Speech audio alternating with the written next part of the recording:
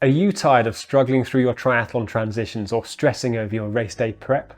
Well, in this video, I'll be sharing 9 amazing triathlon hacks that will make your life much easier. Having been in the sport for 30 years, I've gathered a lot of experience on what works best when it comes to race day preparation. In this video, I'll be providing useful advice on everything from pre-race nutrition to time-saving techniques. So if you want to get the most out of your next event, then stay tuned. When you're heading to a triathlon, it's useful to have a big bag to keep all your stuff in, like your wetsuit, helmet, towel, and running shoes. You can buy expensive transition bags, but perhaps the most effective kind of all is the good old-fashioned Ikea shopping bag. Not only are they inexpensive, but they're big enough to carry all your gear with a wide opening so you can easily see and access everything, which means no more fumbling in the dark during those early morning race setups.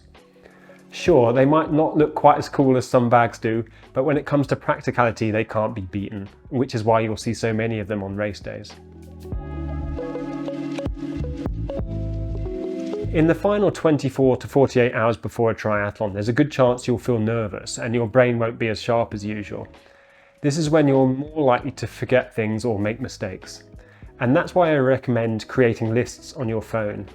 For example, you should create a triathlon packing list with everything you need to take with you on race day. And then you can use the same list every time you race, just fine-tuning it along the way. I also make a list of what I need to set up in the transition area, including putting my bike computer on its mount, attaching my bike shoes to the pedals, and checking the transition entry and exit points.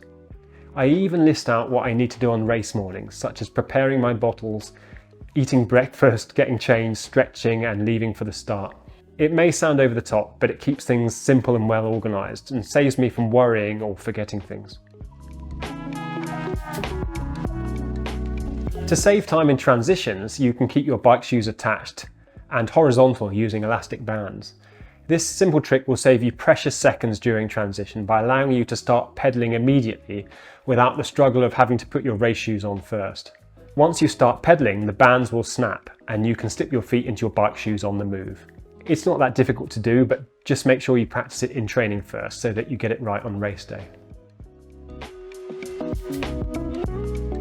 Pre-race nutrition is crucial, but let's face it, we don't always have time to make and eat a full breakfast on race day. One easy solution is to eat low GI cereal bars, such as this high 5 slow release carbohydrate bar.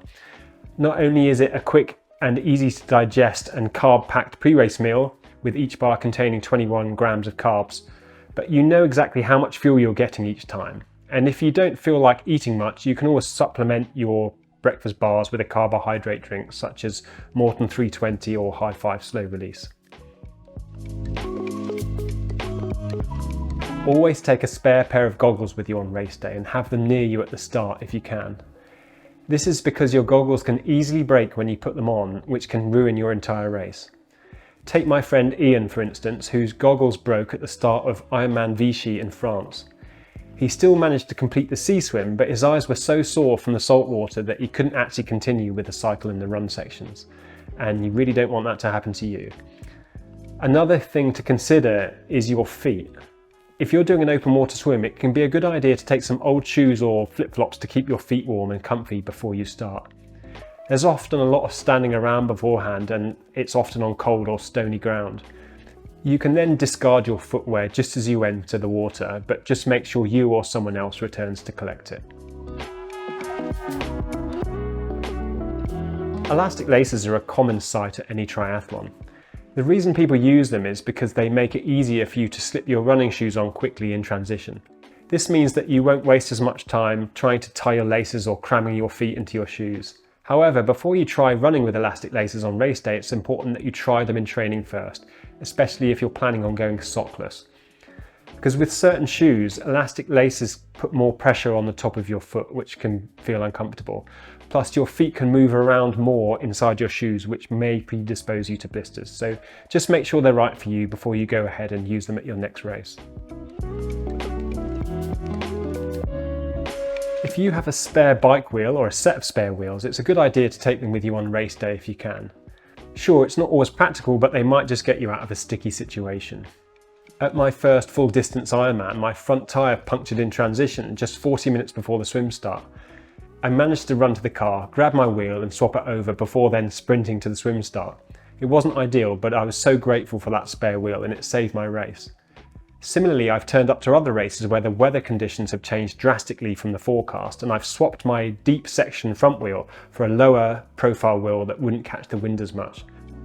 So taking a spare wheel or two is a good idea, but just make sure that you've tried them in training and that they're ready to go.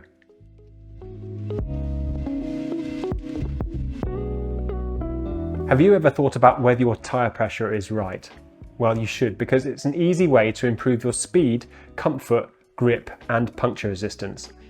You could have the best bike in the world, but if your tyre pressure is wrong, you're leaving performance on the table.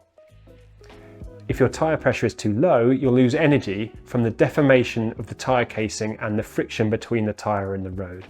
And it also increases your chances of getting a pinch puncture.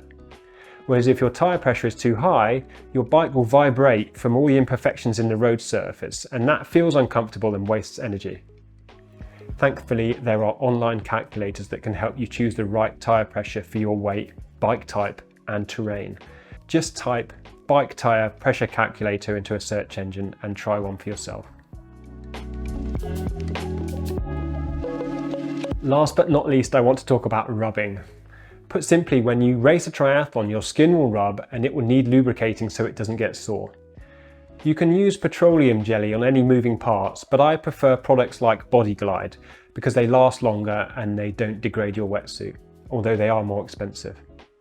Make sure you put some kind of lube on your neck so that your wetsuit doesn't rub, and anywhere else that you think you might need it. You can also use lubricants to help you slip your gear on and off quicker in transition. Try putting baby oil on your wrists and ankles so that your wetsuit doesn't get stuck.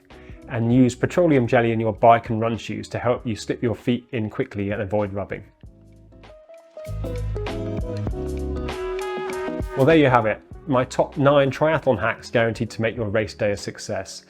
And if you want to perfect your training, check out my affordable training plans with Rapid Coach support. With over 900 plans to choose from, we'll find the perfect fit for you.